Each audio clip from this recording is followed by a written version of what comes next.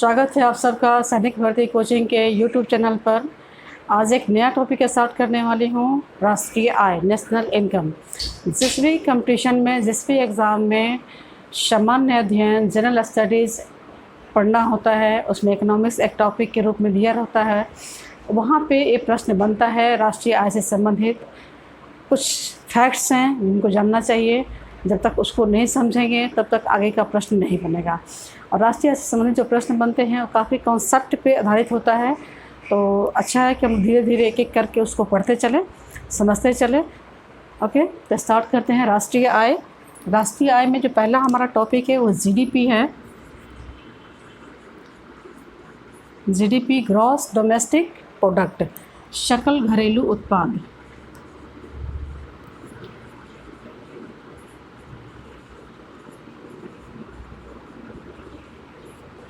सकल घरेलू उत्पाद। सकल घरेलू उत्पाद में एक दी हुई समयावधि में, मतलब एक समय के अंदर, या कहें एक समय, एक साल के अंदर, एक वित्तीय वर्ष के अंदर, एक दी हुई समयावधि में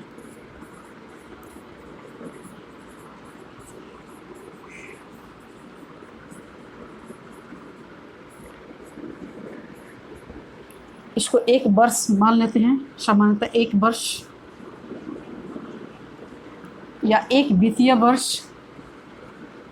वित्तीय वर्ष, यह वित्तीय वर्ष क्या होता है? वित्तीय वर्ष 1 अप्रैल से 31 मार्च तक का होता है। अगर कोई पूछे वित्तीय वर्ष का मतलब, तो वित्तीय वर्ष जो होता है वह 1 अप्रैल से 31 मार्च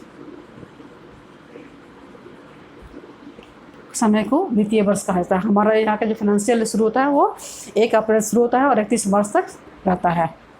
तो एक दी हुई समयावधि में अंतिम वस्तुओं एवं सेवाओं का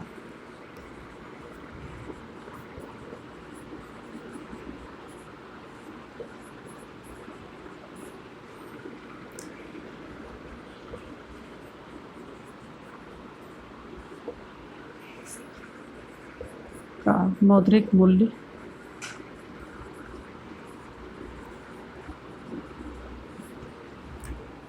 और तीसरा इसमें टॉपिक है भौगोलिक सीमा के अंदर।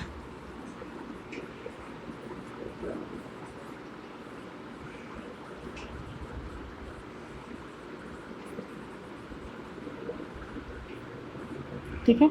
और जीडीपी का डेफिनेशन है कि एक दी हुई समयावधि में अंतिम वस्तुओं एवं सेवाओं का मौद्रिक मूल्य जो किसी देश की भौगोलिक सीमा के अंदर किया जाए। ठीक है।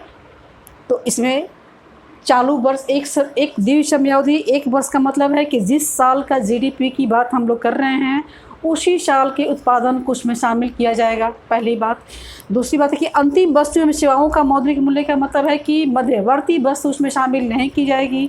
जैसे हमने किसी एक वस्तु का प्रोडक्शन किया, उसमें मीडिएटर क्या हुआ, मध्यवर्ती वस्तु उसमें क्या क्या शामिल किए, उनके मूल्य को शामिल नहीं करते हैं। डायरेक्ट जो प्रोडक्ट बनता है हमारा, जैसे आइसक्रीम हमने बनाया तो आइसक्रीम का जो मूल्य है उसको शामिल करेंगे, न कि आइसक्रीम बनाने में जो चीज़ें हमने इस्तेमाल की, दूध इस्तेमाल किया, चीनी इस्तेमाल किया, इनका मूल्य हम उसमें शामिल नहीं करते हैं। जो प्रोडक्ट बन के तैयार होता है, यानी अंतिम वस्तु आइसक्रीम है, तो आइसक्रीम के मूल्य को शामिल करते हैं जीडीपी में। भौगोलिक सीमा के अंदर, भौगोलिक सीमा के अंदर ये हमारे देश की जो सीमा है उसके अंदर उत्पादन के कार्य होना चाहिए, चाहे वो किसी देश का नागरिक के द्वारा किया जाए, हमारे देश के नागरिकों के द्वारा जो उत्पादन कार्य किया जाए वो हो, या दूसरे देश के नागरिक हमारे यहाँ जो उत्पादन कार्य करें वो हो। दोनों चीज़ों को हम जीडीपी में शामिल करते हैं। बस शर्त ये है कि हमारी भौगोलिक सीमा में उत्पादन कार्य होना चाहिए। ठीक है। तो ये जीडीपी हो गया। जीडीपी दो तरीके से काउंट होती है, जीडीपी मार्केट एमपी पे, मार्केट प्राइस पे, और जीडीपी फैक्टर कॉस्ट पे। ठीक है, market price and factor cost. अभी हमने जो पढ़ा वो मार्केट प्राइस था, और फैक्टर कॉस्ट होता है साधन लागत पर। तो एमपी से जब हम एफसी पे जाएंगे मतलब मार्केट प्राइस से जब हम फैक्टर कॉस्ट पे जाएंगे तो इसमें अप्रत्यक्ष कर और सब्सिडी दोनों को निकालेंगे। जीडीपी एमपी माइनस अप्रत्यक्ष कर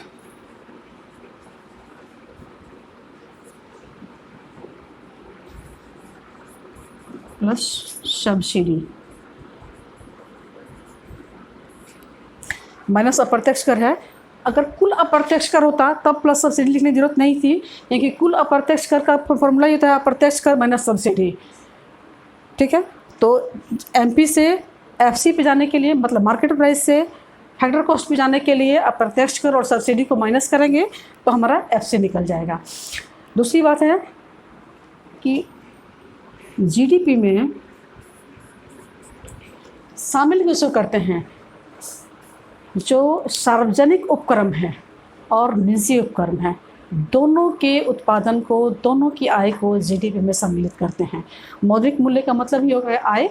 ठीक है, तो जीडीपी में जो सार्वजनिक उपक्रम है, सार्वजनिक उपक्रम का मतलब क्या है, जो गवर्नमेंट की उद्योग हैं, पब्लिक सेक्टर है, और निजी उद्योग, निजी उपक्रम का मतलब प्राइवेट सेक्टर। किसी व्यक्ति ने अपनी कंपनी खोली, किसी व्यक्ति ने अपना प्रोडक्शन शुरू किया, किसी भी तरह का काम शुरू किया, तो उसकी आय को निजी सेक्टर कहते हैं, निजी उपक्रम कहते हैं। तो जीडीपी में चाहे वो सार्वजनिक क्षेत्र का उपक्रम हो या निजी क्षेत्र के उपक्रम हो, दोनों को शामिल करते हैं।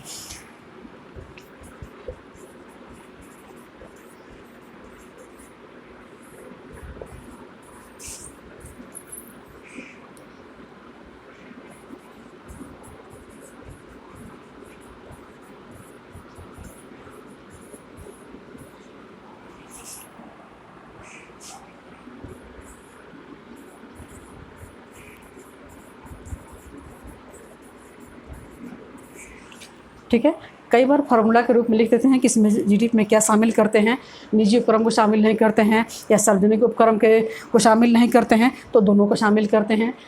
विदेशी नागरिक के उत्पादन को शामिल करें कि नहीं करेंगे, देशी नागरिक को शामिल बिल्कुल करेंगे। हमारे देश का नागरिक हो, विदेश का नागरिक हो, हमारे भौगोलिक सीमा के अंदर उत्पादन कार्य कर रहा है तो उसको शामिल करेंगे। प्राइवेट हो या पब्लिक हो, उसके उत्पादन को शामिल करेंगे।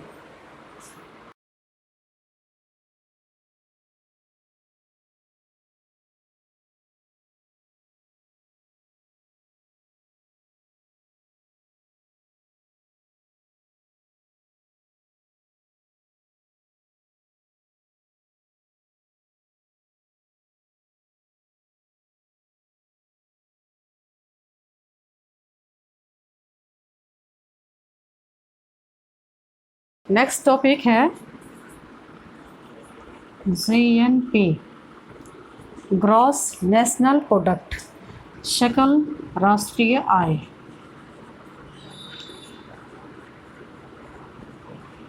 सकल राष्ट्रीय आय, gross national product. Gross national product करता है, बाकी बातें तो सेम है, इसमें भी है कि एक दी हुई समयावधि में है। अंतिम वस्तुओं एवं सेवाओं का मौद्रिक मूल्य इसमें भी है। ठीक है,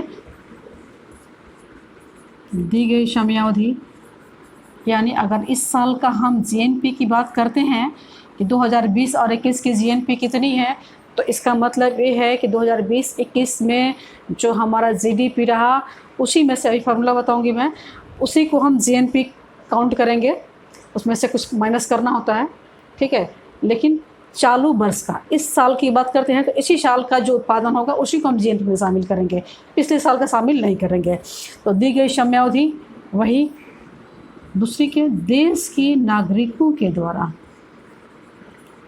देश के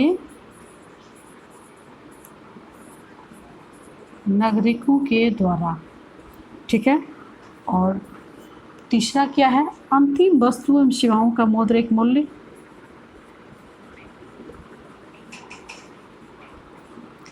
अंतिम वस्तुओं एवं सेवाओं का मौद्रिक मूल्य।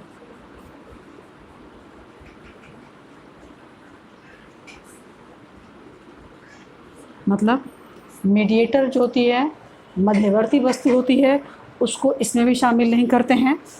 देश के नागरिक, उसमें क्या था, चाहे नागरिक कहीं का भी हो, भौगोलिक सीमा के अंदर उत्पादन अगर हो रहा है तो हमारा जीडीपी है।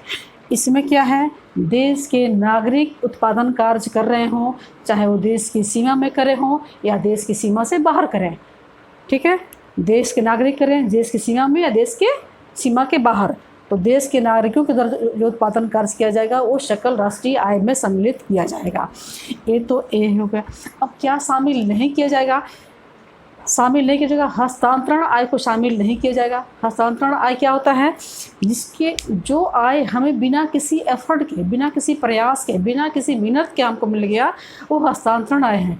हस्तांतरित आय जो होता है एक तरह का आप गिफ्ट समझ लीजिए, उसको सकल राष्ट्रीय आय में सम्मिलित नहीं करते हैं, ठीक है। वो आय, वो काम जिसके बदले में हमें कोई इनकम नहीं होती है।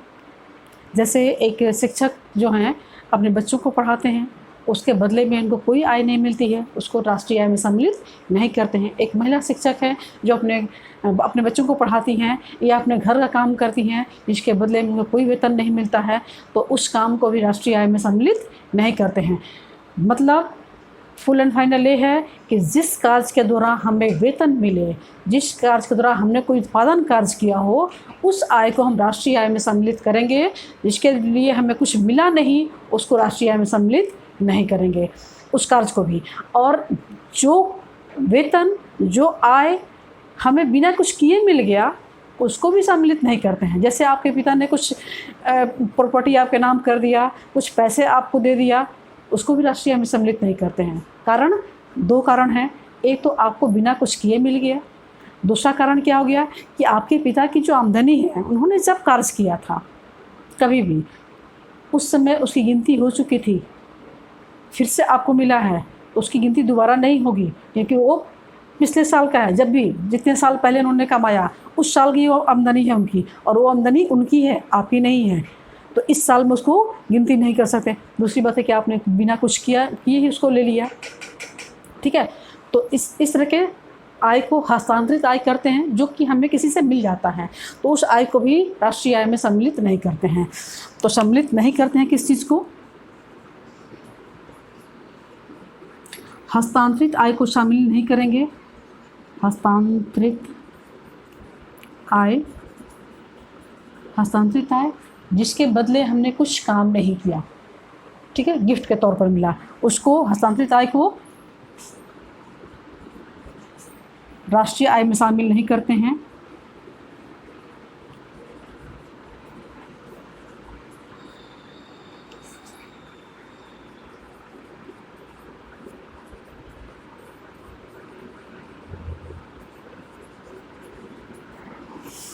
पहला।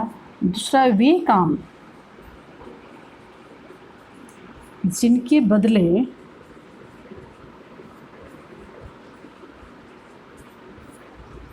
बदले कोई वेतन नहीं मिलता है।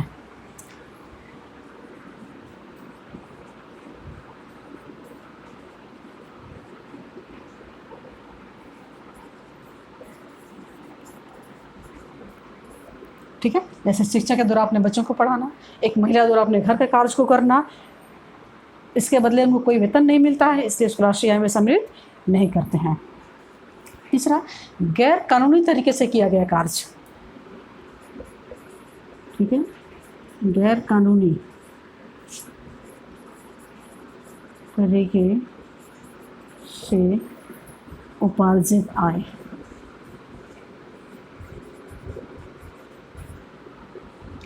आपने कोई इंडस्ट्री तो लगा ली, लेकिन ऐसी इंडस्ट्री जिसकी सरकार परमिशन नहीं देती है, आपको लाइसेंस नहीं मिला, अगर वैसी इंडस्ट्री आप चलाते हैं और उससे आप आय अर्जित करते हैं, उसको भी राष्ट्रीय आय में सम्मिलित नहीं करते हैं। तो गैर कानूनी तरीके से उपार्जित आय हो, वे काम जिसके बदले कोई वेतन नहीं मिलता है, उस कार्य को भी राष्ट्रीय आय में सम्मिलित नहीं करते हैं।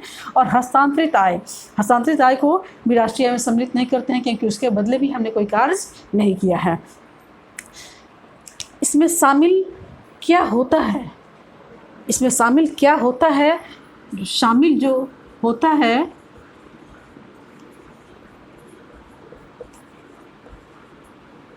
वह क्या होता है, घिसावट व्यय।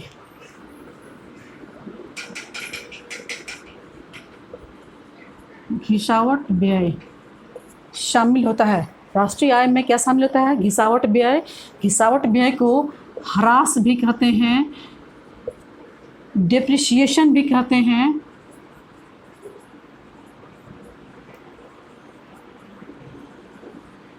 ठीक है, घिसावट व्यय, ह्रास, डेप्रिसिएशन। ये होता क्या है, जैसे हमने कोई उद्योग लगाया, जिस साल हमने शुरू किया, मशीनरी हमने कोई खरीदी, 2, 3, 4 साल, 5 साल बाद उसकी वैल्यू कम हो जाती है, उसका मूल्य कम हो जाता है। जब हम बाज़ार में उसको जाते हैं बेचने के लिए, सपोज कीजिए कि हमने कोई मशीन 15 लाख में खरीदी और 5 साल बाद जाते हैं हम उसको बाज़ार में बेचने के लिए, तो 10 लाख में बिकती है।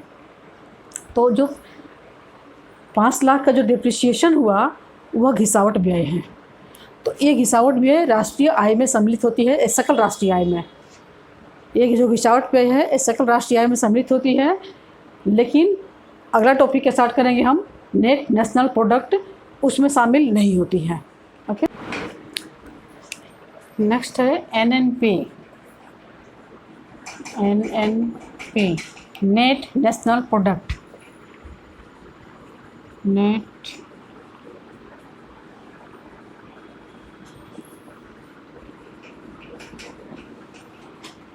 प्रोडक्ट, शुद्ध राष्ट्रीय उत्पाद। हिंदी में लिख दो, राष्ट्रीय उत्पाद। एनएनपी क्या है, जीएनपी में जब अभी हमने बताया कि उसमें मूल्य ह्रास सम्मिलित होता है। जब जीएनपी में से मूल्य ह्रास माइनस कर देंगे, वही डेप्रिसिएशन माइनस कर देंगे, घिसावट व्यय माइनस कर देंगे,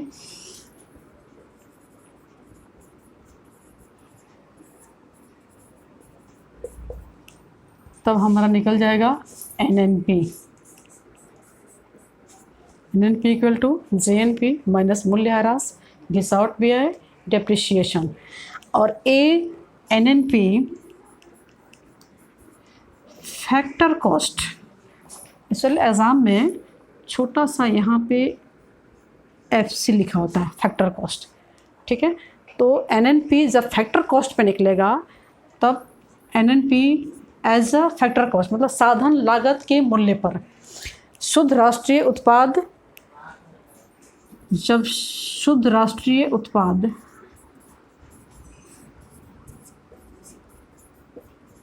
साधन लागत पर प्राप्त हो, फैक्टर कॉस्ट,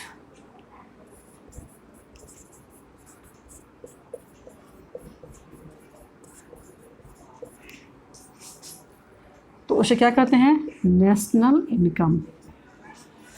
मतलब NNPFC अगर लिखा हो, उसके इक्वल टू में NI लिखा हो, नेशनल इनकम लिखा हो, तो राइट है। इक्वेशन कई बार एग्ज़ाम में इस तरह से बना कर दिया जाता है। तो फैक्टर कॉस्ट पे हो, कई बार पूछता है कि राष्ट्रीय आय क्या है, शुद्ध राष्ट्रीय उत्पाद साधन लागत पर, शुद्ध राष्ट्रीय उत्पाद बाजार मूल्य पर, सकल राष्ट्रीय उत्पाद साधन लागत पर, सकल राष्ट्रीय उत्पाद बाजार मूल्य पर। तो ध्यान रखना है ये सब कुछ नहीं, शुद्ध राष्ट्रीय उत्पाद साधन लागत पर, फैक्टर कॉस्ट। फैक्टर कॉस्ट जो होता है वो बाजार मूल्य से थोड़ा सा कम होता है। फैक्टर कॉस्ट का मतलब है कि जिस रेट में हमने किसी वस्तु का निर्माण किया, कोई वस्तु के प्रोडक्शन में जितना प्रोडक्शन में खर्च आया वो फैक्टर कॉस्ट है। लेकिन उसी वस्तु को, उसी चीज़ को जब हम मार्केट में बेचने जाते हैं तो उसमें से इनडायरेक्ट टैक्स भी होता है, कुछ प्रॉफिट होता है, ये सब जोड़ने के बाद हम बाज़ार में बेचते हैं। तो साधन लागत और बाज़ार मूल्य का ये फ़र्क है। इसीलिए जब हम फैक्टर कॉस्ट से बाज़ार मूल्य पर जाते हैं तो उसमें अप्रत्यक्ष कर जोड़ देते हैं। बाज़ार मूल्य से जब फैक्टर कॉस्ट में आएंगे तो उसमें से कुल अप्रत्यक्ष कर होगा उसको माइनस कर देंगे, क्योंकि फैक्टर कॉस्ट और बाज़ार मूल्य के बीच में जो अंतर है वह कुल अप्रत्यक्ष कर है। ठीक है, टोटल इनडायरेक्ट टैक्स। तो शुद्ध राष्ट्रीय उत्पाद क्या है, साधन लागत पर। ठीक है, इसको नेशनल इनकम कहते हैं। अब एनएनपी जो फैक्टर कॉस्ट है, अगर जीएनपी या एनएनपी एमपी पर दिया हो,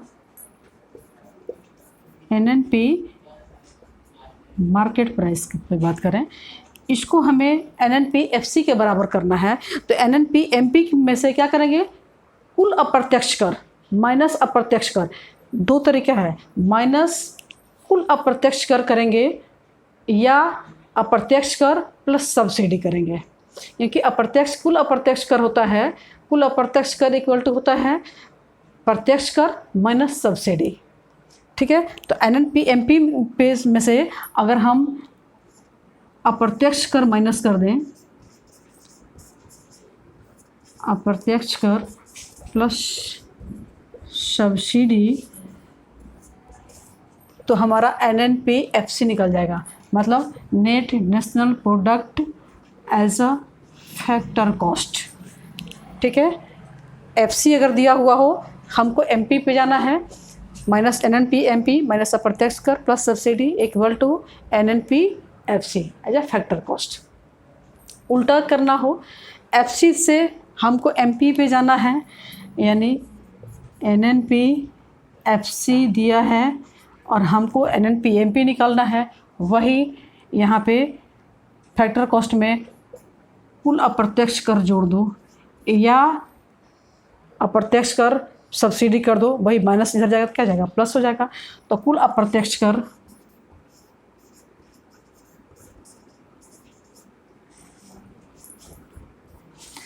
जोड़ देंगे, तब हमारा NNP क्या निकल जाएगा, MP मार्केट प्राइस। मतलब NNP फैक्टर कॉस्ट और MP मार्केट प्राइस के बीच में का जो अंतर होता है वह कुल अप्रत्यक्ष कर का अंतर होता है।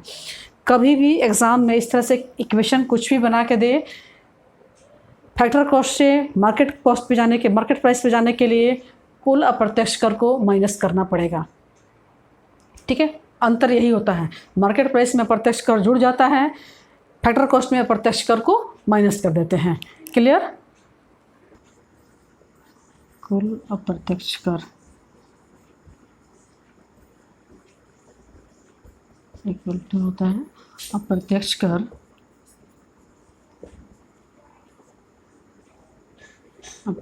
कर माइनस सब्सिडी। ठीक है, इसीलिए कुल अप्रत्यक्ष कर इक्वल टू अप्रत्यक्ष कर माइनस सब्सिडी। इसीलिए अप्रत्यक्ष कर अगर लिख देते हैं तो फिर इसको डालना पड़ेगा, अगर कुल अप्रत्यक्ष कर लिख दिया तो फिर इसको सब्सिडी को लिखने की ज़रूरत नहीं है। तो कुल अप्रत्यक्ष कर इक्वल टू अप्रत्यक्ष कर माइनस सब्सिडी। नेशनल इनकम, अगर फैक्टर कॉस्ट की जहाँ तक बात करते हैं तो उत्पादन में जो साधन लगते हैं उनको हम जो पे करते हैं, साधन को, उनको जो पे करते हैं उसको भी जोड़ देते हैं तो नेशनल इनकम हो जाएगा। जैसे कुल लगान,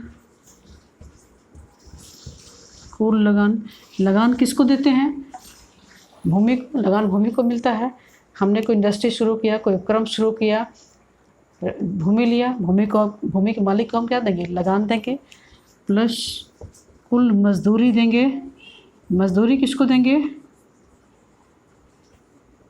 लेबर जो काम करेंगे, मजदूर जो मजदूरी करेंगे उनको कुल मजदूरी देंगे, प्लस कुल ब्याज किसको देंगे, जिसने अपनी पूंजी को इन्वेस्ट किया, जिसने अपना पैसा लगाया इंडस्ट्री में, अगर वो पैसा अपने बैंक में रखता तो उसको कुछ इंटरेस्ट मिलता, उसने बैंक में नहीं रख कर उपक्रम लगाया, उद्योग में लगाया, तो उसको उसके बदले कुछ ब्याज मिलना चाहिए।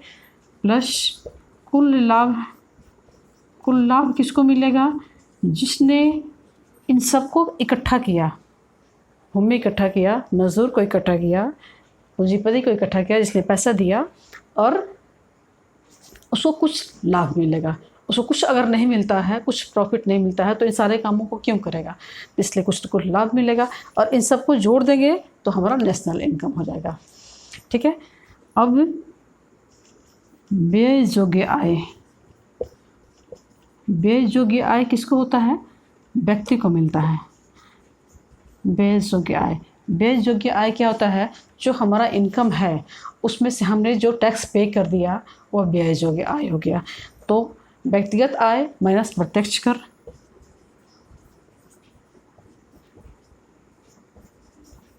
व्यक्तिगत आय माइनस प्रत्यक्ष कर, यह हमारा ब्याज योग्य आय हो गया।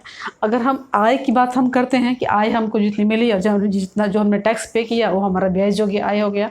लेकिन अगर उपभोग पर आधारित हो तब क्या करेंगे, तब यही ब्याज योग्य आय, ब्याज योग्य आय इक्वल टू क्या हो जाएगा, उपभोग प्लस बचत। हमने जो उपभोग किया, जो हमने खर्च किया प्लस जो हमने बचत किया, ये हमारा क्या हो गया, ब्याज योग्य आय हो गया। ठीक है। अब प्रति व्यक्ति आय निकलते हैं, बहुत इम्पोर्टेंट क्वेश्चन भी है। प्रति व्यक्ति आय पूछा जाता है कि कितनी है, किस राज्य की अधिक है। ठीक है। तो प्रति व्यक्ति आय क्या होता है,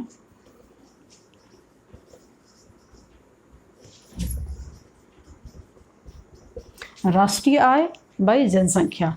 जो हमारा नेशनल इनकम है,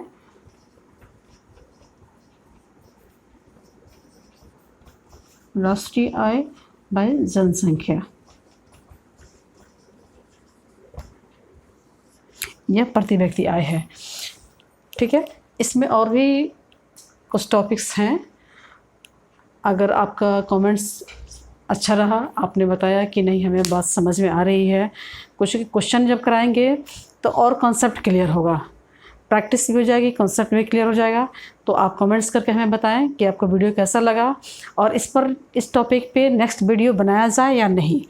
मतलब इससे रिलेटेड क्वेश्चन आंसर करवाना है हमको, और कुछ जो चीज़ें मिसिंग है इसमें, चूँकि वीडियो बहुत लंबा हो जाएगा तो उसको भी ऐड करेंगे, प्लस कुछ क्वेश्चन आंसर भी करवाएंगे। तो कमेंट करके आप हमें बताएं कि नेक्स्ट वीडियो बनाएं ना बनाएं, वीडियो कैसा लगा। लाइक शेयर और सब्सक्राइब करें। धन्यवाद।